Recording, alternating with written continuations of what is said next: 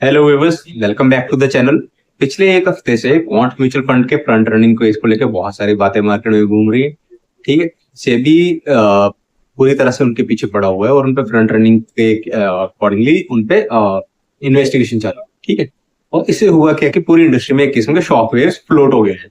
अब ये इंसिडेंट बहुत सारी क्रिटिकल क्वेश्चंस रेज करता है, जिसमें इन्वेस्टर का ट्रस्ट भी है, अपहोल्डिंग अनएथिकल प्रैक्टिसेस है और क्वांटिटेटिव स्ट्रेटजीज को इंप्लीमेंट करना भी है, जो हर बिजनेस में होनी चाहिए। अब सबसे पहले हम इस सिचुएशन का ब्रेकडाउन करते हैं।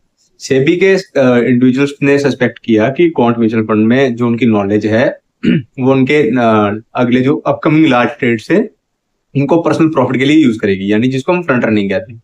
अब इससे ना सिर्फ इन्वेस्टर का ट्रस्ट हार्म हो रहा है, बल्कि मार्केट में जो म्यूचुअल फंड्स को लेके इंटीग्रिटी है वो भी हार्म हो रही है। अब ये केस पोटेंशियली हाईलाइट करता है जो क्वांट के जो इन्वेस्टिंग स्ट्रेटेजी उसमें जो वल्नरेबिलिटीज हैं उनको। और ये भी है कि चाहे जितने मर्जी आपके अच्छे एल्गोरिदम्स हो, वो they are very open to manipulation. ठीक है, तो सबसे पहले तो ये चीज होगी। दूसरा, हम इस चीज से सीख क्या सकते हैं? सबसे पहले ये कि जो सबसे बड़ी रिक्वायरमेंट है करंटली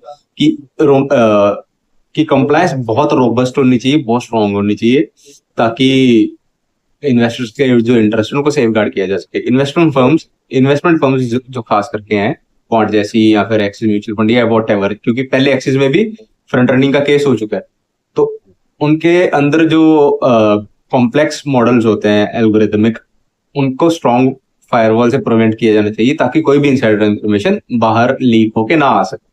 दूसरा, एक ब्लैक बॉक्स टाइप का मॉडल इंप्लीमेंट होना चाहिए जो इतना एफिशिएंट हो और ट्रांसपेरेंट हो, ताकि इन्वेस्टर का कॉन्फिडेंस फुल्ली मेंटेन रहे।